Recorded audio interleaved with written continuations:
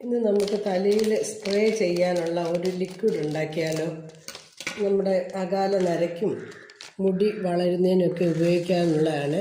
നമുക്ക് ആ റോസ്മേരി കുറച്ചെടുക്കാം. കുറച്ച് നമ്മുടെ നല്ല അരി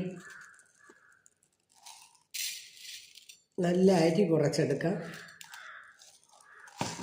പിന്നെ നമുക്ക് വേണ്ടത്, പണ്ട് കാലത്ത് ഞങ്ങളുടെയൊക്കെ വീട്ടിൽ ഉലുവ തലയിൽ അരച്ച് ഷാമ്പൂവിന് പകരമായിട്ട് ഞങ്ങളുടെ അമ്മ ഉപയോഗിച്ച് എപ്പോഴും അമ്മ ഇതാണ് ഉപയോഗിച്ചിരുന്നത്. ഷാമ്പൂ ഒക്കെ അന്ന് പ്രചാരത്തിലില്ലല്ലോ, അപ്പോൾ അന്ന് ഉപയോഗിച്ചിരുന്നത് ഉലുവയാണ്. അപ്പോൾ ഈ 3 സാധനങ്ങളും കൂടെ നമുക്ക് നന്നായിട്ട് ഒരു 3 ഗ്ലാസ് വെള്ളം ഒഴിച്ച് തിളപ്പിച്ച് അത് കുറച്ചൊന്ന് കട്ടിയാകുന്നിടം വരെ നമുക്ക് തിളപ്പിക്കാം. അതിനുശേഷം നല്ല ബോട്ടിലിൽ ഇത് എടുത്ത് നമുക്ക് മുടിയിൽ സ്പ്രേ ചെയ്താൽ നമുക്ക് ഏറ്റവും നന്നായിട്ട് നമ്മുടെ മുടി വളരാനും. എൻ്റെ മുടിയൊക്കെ കണ്ടുമാനം നരയ്ക്കേണ്ട പ്രായമായി, പക്ഷേ വളരെ കുറച്ച് നരയെ എനിക്കിപ്പോഴും ഉള്ളൂ. ആൾക്കാർ ചോദിക്കാറുണ്ട് ഞാൻ ഏത് ഡൈ ആണ് ഉപയോഗിക്കുന്നതെന്ന്. സത്യം പറഞ്ഞാൽ ഞാൻ ഒരു ഡൈയും ഉപയോഗിക്കുന്നില്ല എന്നുള്ളതാണ് സത്യം.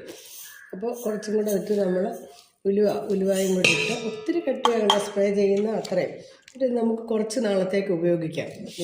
ഇത് കണ്ടില്ലേ, ഇതാണ്. നമ്മൾ കുറച്ച് വെള്ളം ഒഴിച്ച് ഇനിയൊന്ന് പറ്റിക്കാൻ പോവാണ്.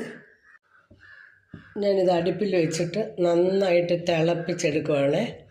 വെള്ളം മാത്രമാണ് ഒഴിച്ചിരിക്കുന്നത്. 1-2 ചെമ്പരത്തി പൂവൊക്കെ ഇടുന്നത് നല്ലതാണ്, പക്ഷേ ഇവിടെ അടുത്ത് എനിക്ക് ചെമ്പരത്തി പൂ ഇല്ലാത്തതുകൊണ്ട് ഞാൻ ഇടുന്നില്ല. നന്നായിട്ട് തിളച്ച് ഇത്തിരി കുറച്ച് നേരം ഒന്ന് വേകണം. എന്നിട്ട് നമ്മൾ നന്നായിട്ട് അരിച്ചെടുത്ത് ബോട്ടിലാക്കി നമ്മുടെ തലയിൽ സ്പ്രേ ചെയ്യാൻ വേണ്ടി ഉപയോഗിക്കാം നമുക്ക്.